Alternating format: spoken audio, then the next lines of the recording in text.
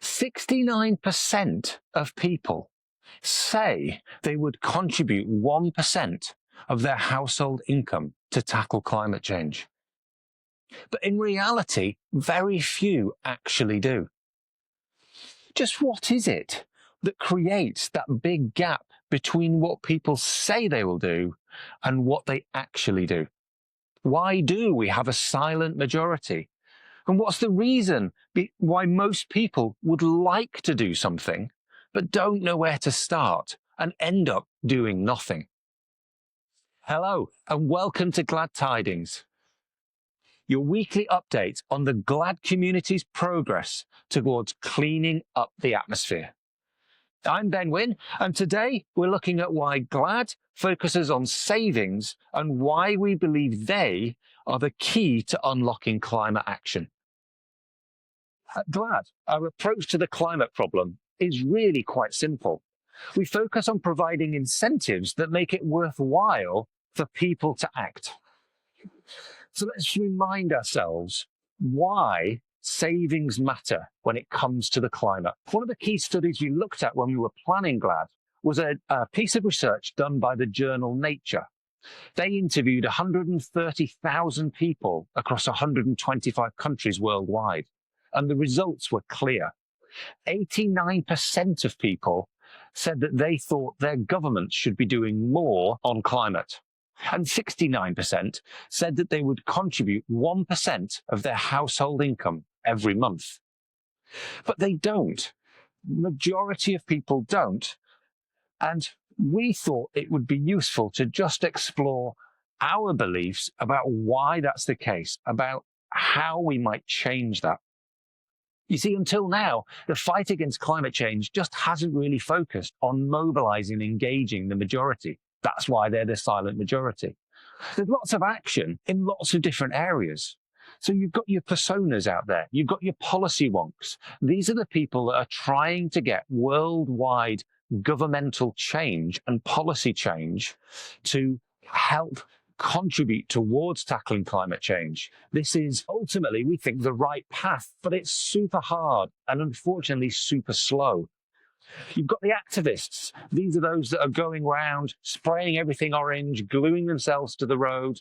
Good for awareness. Ultimately, for the majority, turns them off. It disrupts their day. They become aware of it, but it doesn't enable them to do anything. And we think it's always going to be a minority that are going to be activists, of course.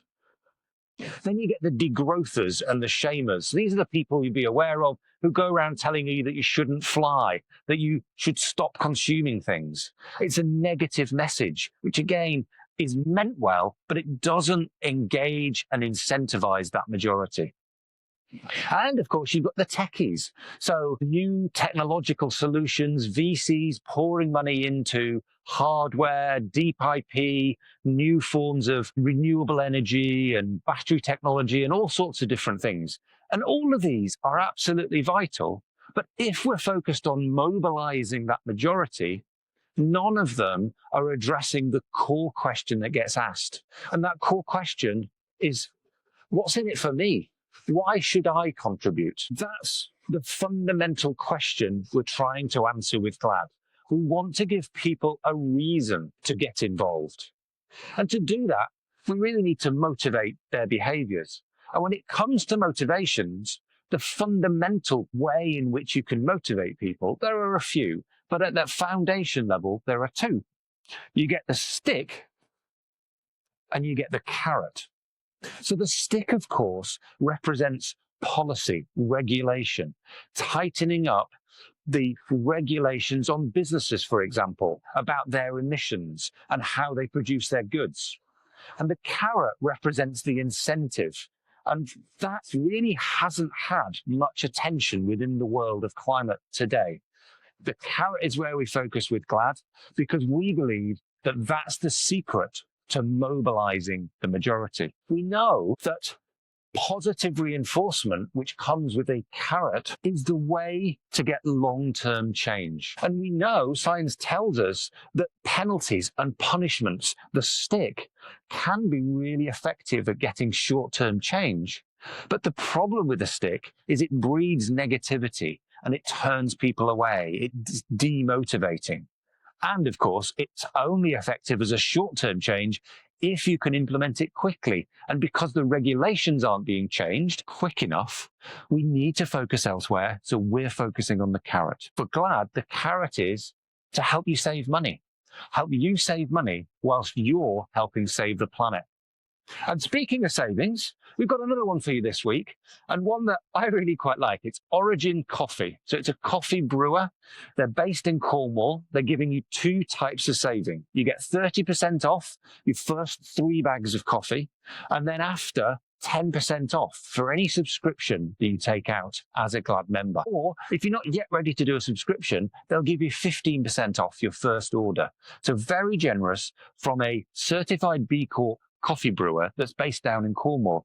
And I love this because I happened to go to Cornwall on holiday this year. So it's only a few weeks ago. I was in Padstow, and of course, Padstow in Cornwall, synonymous with Rick Stein. And I was in Stein's Cafe and had the most amazing coffee. I'd not heard of Origin Coffee before, but that was a great coffee. And a few short weeks later, they were a member of Glad, offering a generous saving on subscriptions and one-time purchases. So really, really pleased with that.